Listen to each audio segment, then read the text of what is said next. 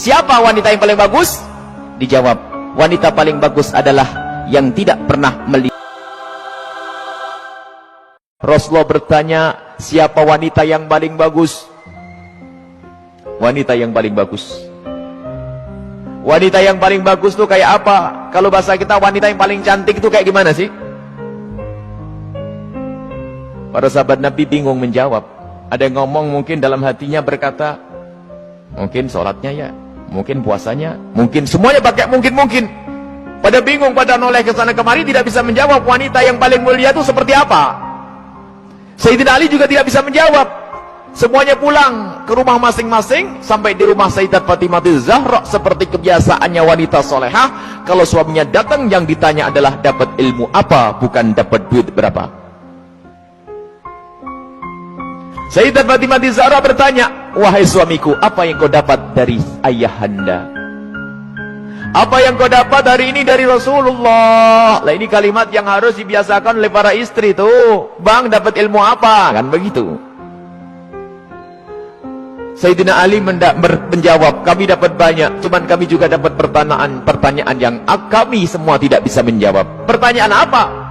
Wanita yang paling mulia itu seperti apa? Wanita yang mulia itu seperti apa? Dijawab oleh Siti Fatimah Zahra, aku yang punya jawabannya. Apa?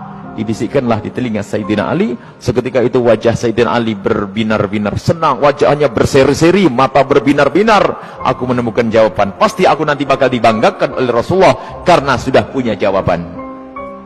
Di esok harinya ketemu lagi dengan Rasulullah. Siapa yang sudah punya jawaban? Para sahabat Nabi masih bingung. Tiba-tiba Sayyidina Ali berkata, kami punya jawaban ya Rasulullah. Siapa wanita yang paling bagus? Dijawab, wanita paling bagus adalah yang tidak pernah melihat laki-laki dan tidak pernah dilihat laki-laki. Rasulullah paham siapa yang ngasih tahu. Siapa yang ngasih tahu? Sayyidina Ali malu. Yang ngasih tahu tentu orang yang paling dekat denganmu ya Rasulullah. Sayyidat Fatimah Zahra yang membisikkan bahwasanya wanita mulia adalah yang tidak pernah melihat laki-laki dan yang tidak pernah dilihat laki-laki. Maknanya apa? Bukan tidak melihat seperti ini, maknanya apa? Kalau dilihat laki-laki nggak senang. Dan kalau ada laki-laki tidak penasaran, siapa itu? Oh, hidungnya, oh, bukan itu rendah. Dan wanita mulia adalah di saat dilihat laki-laki itu merasa tidak nyaman, bukan malah goyang pinggulnya yang dientahkannya. Ini wanita-wanita rendah, malu kalau dilihat. Kalau merasa ada laki-laki memperhatikan, rasa risih, itu iman di dalam hatinya, itu kemuliaan, itu wanita mulia. Itu maksudnya, bukan lalu menutup, tak boleh dilihat, aku harus kamar saja. Bukan, keluar dengan cara yang wajar, dengan mahram, dengan kerombongan wanita, dan dananya tidak pamer, yang sederhana. Akan tapi lihat, di saat diperhatikan laki-laki merasa risih hatinya. Kalau semua yang ada di tempat ini merasa seperti itu, itulah pecinta Sayyidat Fatimah yang sesungguhnya. Sekarang rusak zaman. Wanita keluar semuanya pengen pamer apa yang ia miliki.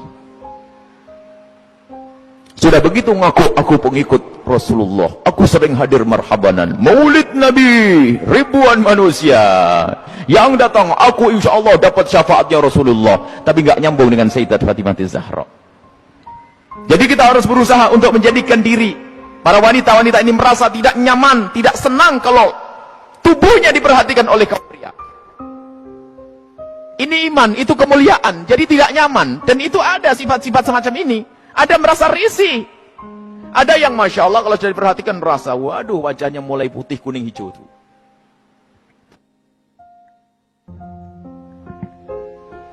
Ada kalau sudah diperhatikan laki-laki berubah semuanya. Mulai cara berjalannya, mulai cara ininya Masya Allah. Sampai cara ngomongnya di model-model. Pasti itu wanita yang tidak pernah kenal Sayyidat Fatimah Zahra. Dan ini maksudnya tidak melihat dan tidak dilihat itu adalah menjauhkan dari hatinya rasa senang pamer dan dananya. Sampai suara pun dijaga. Suara dijaga Sayyidat Fatimah Zahra, suara dijaga, dan rasa malunya sangat tinggi Sayyidat Fatimah Zahra. Sangat malu, pemalu beliau itu. Pernah suatu ketika berada di teras rumah, bukan di teras, karena rumah jangan dianggap kayak rumah kita. Sebab rumah Rasulullah dengan Sayyidat Fatimah Zahra kalau digambarkan, kalau Masjid Nabawi ini segede ini dulu tuh. Masjid Nabawi kurang lebihnya seperti ini, seperti Masjid Taqwa ini sebelum dikembangkan. Jadi rumah Rasulullah itu, rumah Sayyidah Fatimah Tirza ada 5x5 di situ. Seberangnya ada rumahnya Sayyidi Aisyah, di belakangnya ada rumahnya Sayyidah Saudah. Kemudian nanti istri Rasulullah yang lainnya ada dijajar begitu. Jangan dianggap rumahnya di kampung sana, di kota sini, bukan. Jadi rumahnya hanya kecil-kecil begitu. Sehingga ada fitnah yang pernah disebar bahwasanya Siti Fatimah Zahra pernah ditendang Sayyidina Umar bin Khattab. Ini kan fitnah pada Sayyidina Umar. Memangnya nggak ada yang kedenger yang lainnya. Oh, kecil begini, kalau sampai Siti Fatimah sampai jerit-jerit nangis pasti kedengaran. Ada ya sekelompok orang yang berdusta mengatakan Siti Fatimah Zahra meninggal karena dipukul oleh Sayyidina Umar bin Khattab, perutnya sampai keluar. Ini lucu cerita ini. Dipikir rumahnya itu di kampung sana, ya kampung sini, bukan. Itu loh rumah Siti Fatimah. Kalau ada di sekitar masjid ini, mepet. 5x5, 4x3, rumahnya itu rumah dipikir rumah kayak apa begitu, bukan. Jadi rumah Rasulullah dan semua keluarganya itu kalau dikumpulkan hanya 200 meter. Allah.